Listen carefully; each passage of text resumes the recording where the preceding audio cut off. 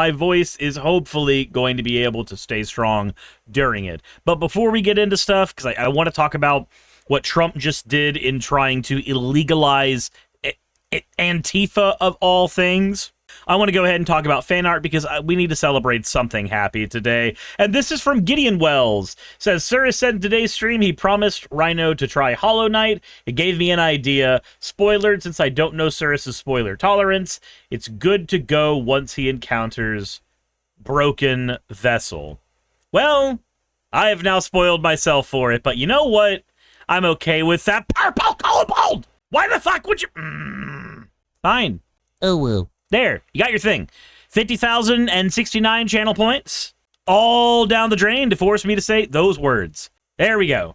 Anyway, thank you for your fan art submission, Gideon Wells. If y'all want your fan art to be shown in a future video, the best way to do so is to drop it into the fan art section of the Discord. So, let's go ahead and take a look at what has been said by the Attorney General and their office in relation to Antifa today.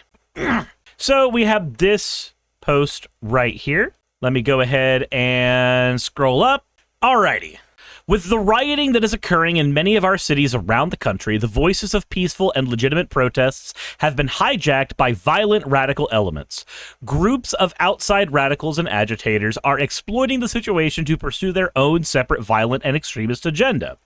It's time to stop watching the violence and to confront and stop it. The continued violence and destruction of property endangers the lives and livelihoods of others and interferes with the rights of peaceful protesters as well as other citizens. It also undercuts the urgent work that needs to be done through constructive engagement between affected communities and law enforcement leaders to address legitimate grievances, preventing reconciliation and driving us apart as is the goal of these radical groups, and we cannot let them succeed. It is the responsibility of state and local leaders to ensure that adequate law enforcement resources, including the National Guard, where necessary, are deployed in the streets to reestablish law and order. We saw this finally happen in Minneapolis last night, and it worked. Federal law enforcement actions will be directed at apprehending and charging the violent radical agitators who have hijacked peaceful protest and are engaging with violations of federal law. To identify criminal organizers and instigators and to coordinate federal resources with our state and local partners, federal law enforcement is using our existing network of 56 regional FBI Joint Terrorism Task Forces. The violent instigated and carried out by Antifa and other similar groups in connection with the rioting is domestic terrorism and will be treated accordingly. Now, this is wild to me. Not because the president is using the body of the attorney general to say that Antifa, something that's not a political organization, is not only a political organization, but one that is trying to destroy the country. The part that's wild to me is that this isn't Attorney General Pam Bondi, and this isn't from 2025. This is May 31st, 2020. This was President Donald Trump right before the Biden presidency. Now, there are probably some of you who were listening to that, nodding your heads, going, that's bad, that's bad, that's bad. It's not just bad. It's the fact that he's already fucking done this once before. Anyway, let's go ahead and fast forward instead. Let's go ahead and fast forward to today, because President Trump trying to get rid of anti-fascism in the United States is not new. I read you, jokingly, the words of the Attorney General in his last presidency to showcase this, because some people do not have long memories. I know I don't. So now let's go ahead and update ourselves as to what was announced today. President Donald Trump said he would seek to designate Antifa as a major terrorist organization, saying that the far left-wing group was sick and dangerous.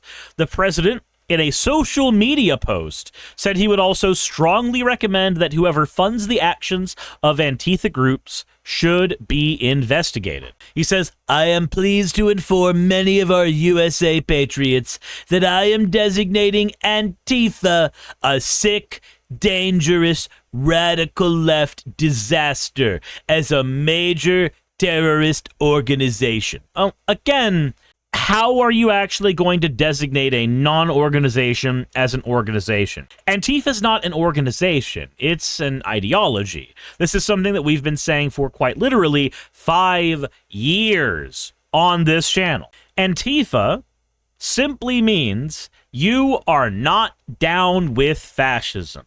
The United States was Antifa in World War II when we were not down with Mussolini and Hitler's brands of fascism.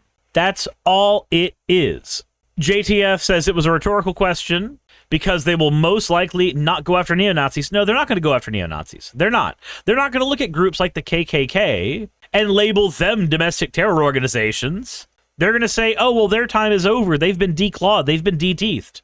Instead, let's argue that Antifa is trying to destroy the country. And again, like I showed you with the Attorney General's words during Trump's last presidency, this is not the first time he's done this. Kinma says literally most of the violence against Republicans has been from Republicans. Statistically, when we're talking about like major political violence, what is it? 85% of it gets done by the right, and then the other 15% of it gets done by the left. It's wild. It's wild. Silver Nine Wolf says the modern Republican Party is born out of the KKK anyways. Well, yeah, it's the modern Southern strategy shit. Agreed.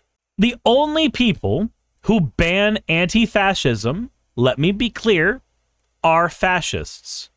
Those are the people who ban anti-fascism. The only people who are not okay with you being anti-fascist are people who they themselves are fascists. Now, fascism, I've done a few videos on this. I've done a few videos comparing Donald Trump's original regime with fascism, figuring out if he, in fact, is a fascist. But let's take a look here real quick. What is a fascist? Because there's going to be somebody in the audience that goes, you call anybody you don't like a fascist. No. No. A fascist is any person who believes in the far-right, authoritarian, ultranationalist political ideologies. Fascism is not a singular belief, but it is a myopic set of sometimes contradictory beliefs. Almost always, the term fascist is used to describe people who have extreme right-wing views, or whose ideology shares traits with historical fascist movements like Mussolini's fascism or the Nazi Party.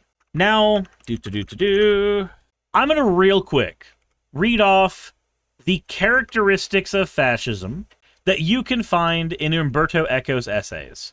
Now, these are synthesized and broken down for you in a bunch of different areas, but we are going to go ahead and look at the one here from Open Culture. Yes, Eldred said that is Saki, who would have been bedridden and recovering from surgery today, but health insurance is a stupid and fickle bitch. All right, so what are some of the points you would typically ascribe to a fascist, or, by extension, a fascist regime? The cult of tradition. The idea that one has to only look at the syllabus for every fascist movement to see that there are major traditionalist thinkers. The Nazi gnosis was nourished by traditionalists, syncretic occult elements. Now, make America great again. We must return to a point where America was great. This is almost always going to be steeped in some form of tradition. Then the rejection of modernism, or anything from the Enlightenment of the Age of Reason. How many times have you heard the phrase, "it's just common sense," from members of the MAGA movement, ignoring the fact that the phrase common sense is fucking nonsensical? Because common sense is nothing but whatever your pre-established judgment calls are. It's literally your prejudgments. That's what common sense is. That's not a way to operate in a society. It's not. The idea that we should instead be analyzing things deeper than our surface level reactions to them is a very modernist thing. And that's the kind of shit that freaks fascists out. The cult of action for action's sake. We need to do something about these people that are saying bad things about Charlie Kirk. We need to do something. All of us need to do something. You need to be doing something.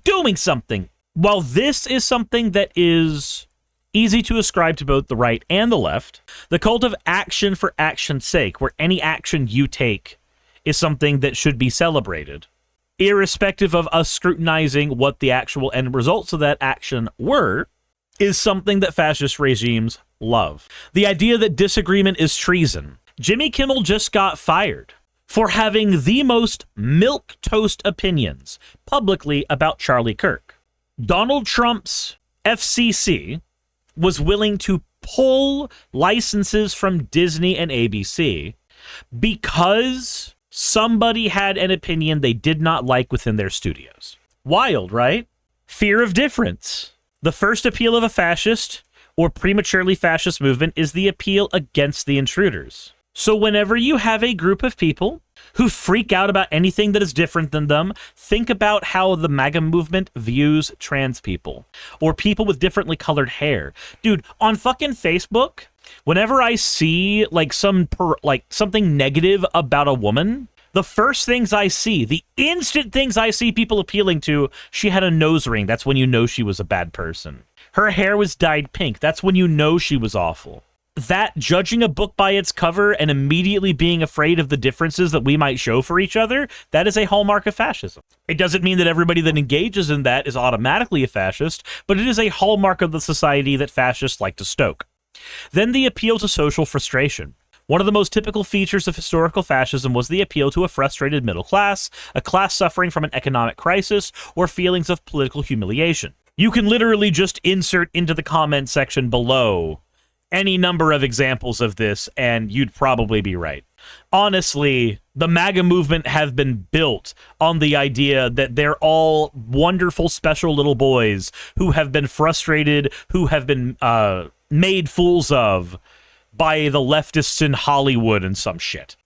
Then the obsession with a plot. Thus, at the root of the fascist psychology, there is the obsession with a plot, possibly an international one.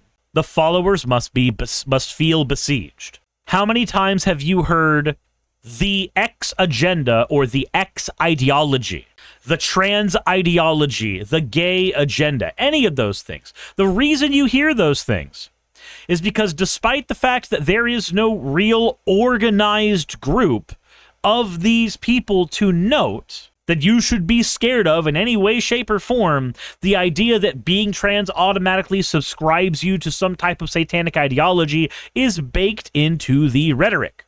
And then, of course, my favorite one, the enemy is both strong and weak. Oh, those trans people are so strong, they're beating up women. But only weak people have to beat up women. Those women, they're so strong.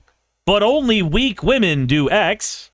Those leftists, they have control of Hollywood. They have control of the colleges. They're so strong, but they're all weak little pansy bitches. We can just run them over with our rhetoric or guns. Easy peasy. Then the idea that pacifism is trafficking with the enemy. We're seeing a lot of that in the wake of the Charlie Kirk assassination. People who are simply ambivalent or are just quoting Charlie Kirk and not giving any additional context, that's seen as trafficking with the fucking enemy to them. Then contempt for the weak. This goes with number 8. Contempt for the weak. Elitism is typically an aspect of any reactionary ideology. Think about it. If somebody has low numbers on a podcast or a stream or what have you, and the first thought somebody has is to either dismiss them or have contempt for them because they are not currently a success like Charlie Kirk or Joe Rogan or any other like major thinker or speaker, that is what is baked in there. Everybody is educated to become a hero. In fascist ideology, heroism is the norm. The cult of heroism is strictly linked with the cult of death. You're a hero for giving away Anne Frank. You're a hero for reporting your teachers who are trying to keep their students' gender under wraps for fear of parents retaliating. You're a hero for reporting them. You're a hero for sending them to libs of TikTok. Hell, the entire mantra for fucking libs of TikTok lives up to this. 12, machismo and weaponry. Machismo implies both disdain for women and intolerance and condemnation of non-standard sexual habits, from chastity to homosexuality. Think Elon Musk constantly telling everybody they need to be fucking breeding 24/7. Think how many people on the right are trying to overturn Obergefell, trying to prevent gay people from being married. Any way that people can engage in sexual non-norms needs to be squashed by fascists because one of their weapons, weirdly, is the nuclear family. Something that should be so goddamn wholesome, when wielded as a norm that everybody must aspire to, becomes a fucking weapon. Yeah, you're a hero for calling ICE and having temporary trainers. You're a hero for calling ICE for having temporary trainers tell you how to do a job. Then selective populism. There is, in our future, a TV or internet populism, in which the emotional response of a selected group of citizens can be presented and accepted as the voice of the people. Everybody loved Charlie Kirk. Everybody loved Charlie Kirk. Why would you say anything differently? Look at all of these people and their outpouring. Nobody wants violence, despite us selectively ignoring all the people calling for civil war. Everybody loves Charlie Kirk. And then 14. Fascism speaks of newspeak. All the Nazis or fascist schoolbooks made use of an impoverished vocabulary, an elementary syntax, in order to limit the instruments for complex and critical thinking. Why do you think MAGA, and this is not just MAGA, but why do you think that MAGA spends as much time as it does showing disdain for school? Not just colleges, public school. Why do you think they do that? Because an educated populace might scrutinize them. A populace that is good with language might be able to find the charisma to sway an audience to their favor. That's dangerous to MAGA. A group of people who have the rhetoric, who have the understanding of language that you would expect of somebody who's educated, is automatically a threat to MAGA. Because they have received the education, they have received the tools to understand that they are not in a society that is okay. Donald Trump loves the poorly educated because the poorly educated vote for him. So I do all that. I say all that so that when anybody tries to come into the comments section and say, you don't know what fascism is, yes, the fuck I do, buddy. Anyway, let's go ahead and continue. He added, it was not immediately clear how such a designation about Antifa would be made for Antifa, which is an umbrella description for far left-leaning militant groups opposing fascists and neo-Nazis. Antifa does not have a publicly known centralized structure or leadership. The U.S. does not maintain a public list of domestic terrorist groups, although the State Department does maintain a list of designated foreign terrorist groups. The Congressional Research Service, which collects and analyzes policy details for Congress, said in a 2023 report that while federal law enforcement plays a significant role in combating domestic terrorism, there exists a gray area between combating potential violence associated with domestic terrorism and publicly identifying those with extremist beliefs. Holding extreme beliefs is not in itself criminal in the United States, since those beliefs are protected under the First Amendment. Further, the U.S. government does not provide a precise, comprehensive, and public explanation of any particular groups it might consider to be domestic terrorist organizations. Listing groups in this way may infringe on First Amendment protected free speech or the act of belonging to an ideological group, which in and of itself is also not a crime in the United States. Trump's comments on social media on Wednesday followed others he and members of his administration have made about Antifa and left-leaning groups in the wake of the fatal shooting of Charlie Kirk.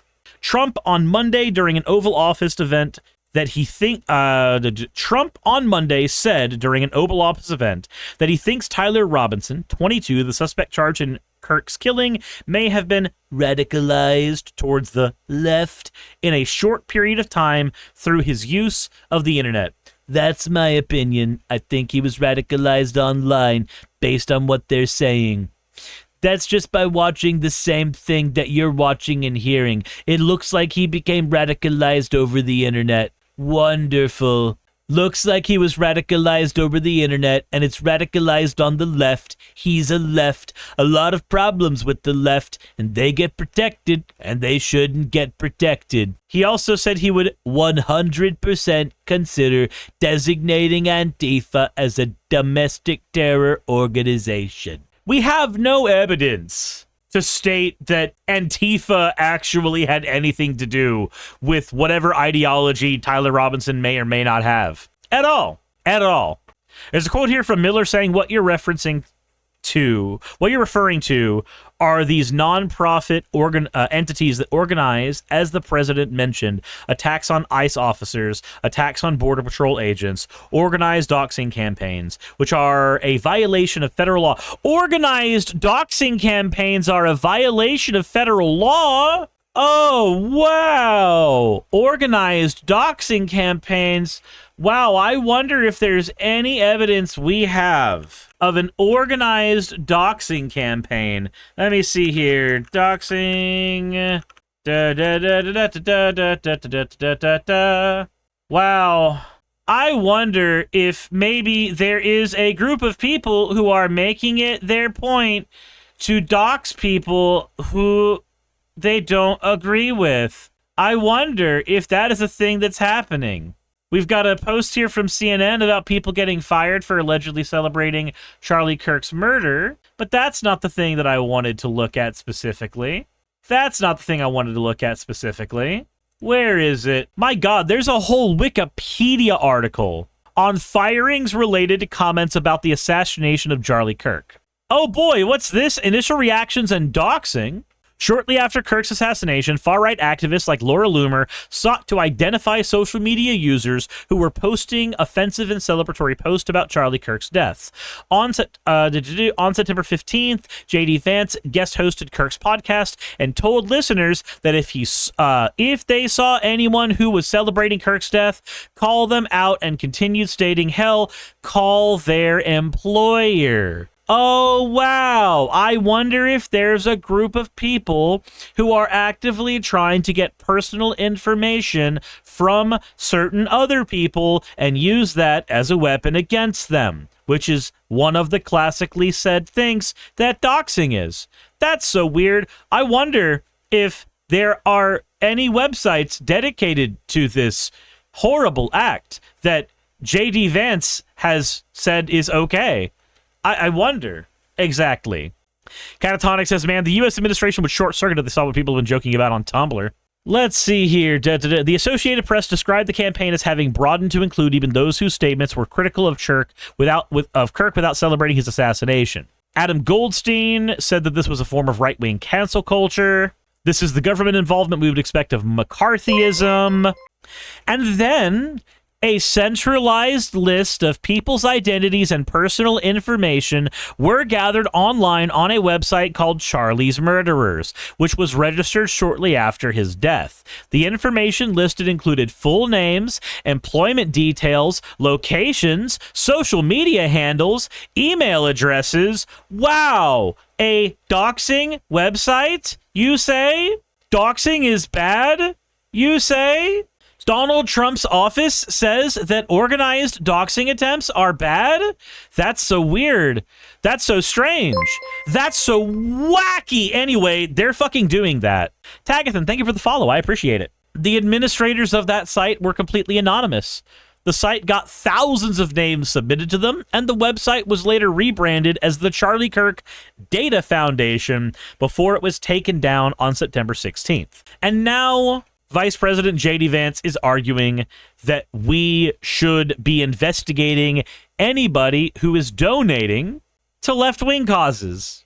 You know, I don't know how many ways to tell you that we have an actual cheat sheet for what fascism is and does. I don't know how many ways I can tell you that that exists. And you can just read it. Anyway, this shit is wild. It is wild. Because not only did we see this in 2020 under President Trump's older administration, we are seeing it again now, and we are seeing it more enforced because they have a martyr, and they are using that martyr to strip more people of their rights. If you've ever seen assigned mail comics before, there's one here I wanted to show you. Antifa, Panel 1, Antifa describes an anti-fascist and anti-racist movement that fights back against authoritarianism and white supremacy in order to keep communities safer.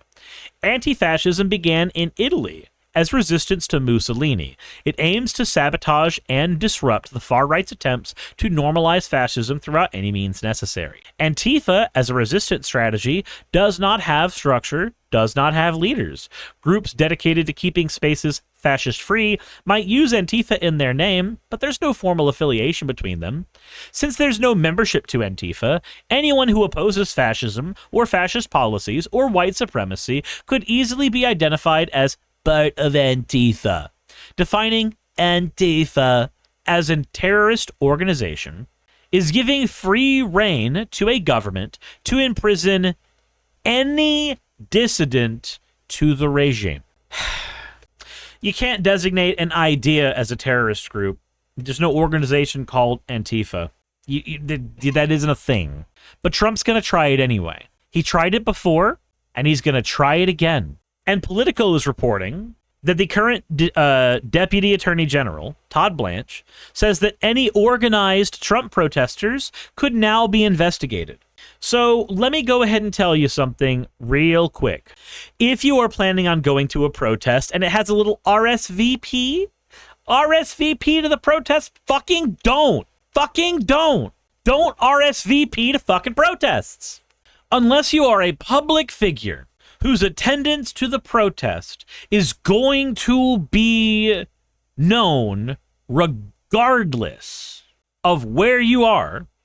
If you are going to a protest, simply show up. Bring a burner phone, bring eye protection, bring water, bring snacks, bring a first aid kit. Make sure that all of your equipment can be gathered up and brought with you in a split-second amount of time, and wear a mask.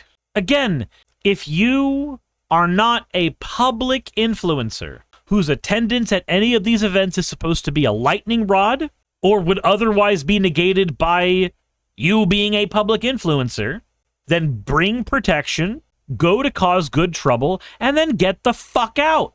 Do not become a danger to yourself. Do not become a danger to the group. And do not fucking give personal information where you don't have to, and don't fucking RSVP to a protest. Anika says, genuinely curious, you think we would have been better off if Trump would have won his re-election after the first term instead of us having Biden in between? I don't think it would have changed.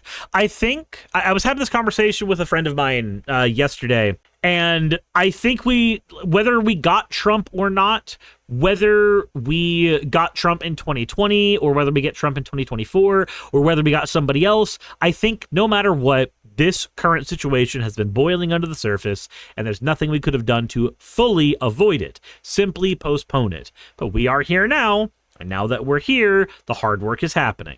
I've already given you guys exactly what to do if you plan on going to a protest. As for everything else, I'm going to go ahead and say right now, the United States government cannot arrest 50% of the population. But I would be willing to guess that at least 50% of the United States population is anti-fascist in some definition of the word. And if you are willing to be an anti-fascist, then you have one of two options. You can either hide, you can try to make sure that your actions always go under the radar, or you can instead inflate the numbers of those who are anti-fascist, and thus increasing the protection for those who are anti-fascist. If 50% of the United States labels themselves as anti-fascist, law enforcement cannot imprison them all. I am anti-fascism. Fuck off, Trump. Hey, thanks for making it to the end of the video. I really could not do any of this without all of you. Those of you watching, and especially those of you who support me on Patreon. I wanted to go ahead and take a minute to thank all of you who do that, because with YouTube being what it is these days, I really cannot do this full time without the support from each and every one of you. Those people would be Red Joker, Purple Poundini, Jemshin, Britzkrieg, Jupe the Malignant, Michael, Ravalern, Mabbity Babbity, Astral Frontier, Tales of Atonement, Nixie Chan, Kiri Artemis, Limor Pinku, Love Bunny Games, Victorian Alchemist, I'm not saying the last part of that, and you know that, Aurora, Leela Ururaka, Arcton Arclacier, Kiratorian, Dren Hadamata, Jordan M, John L, Lord Bleck, Smiling Game Master, and Fireshard. Thank you so very much. But since you're here, why not go ahead and try watching another one? There should be one that's on the screen right now. And if you are a patron of mine, I wanted to go ahead and thank you again for all of your support. There is still a video you could press though, if you'd like. I would appreciate it just a little bit.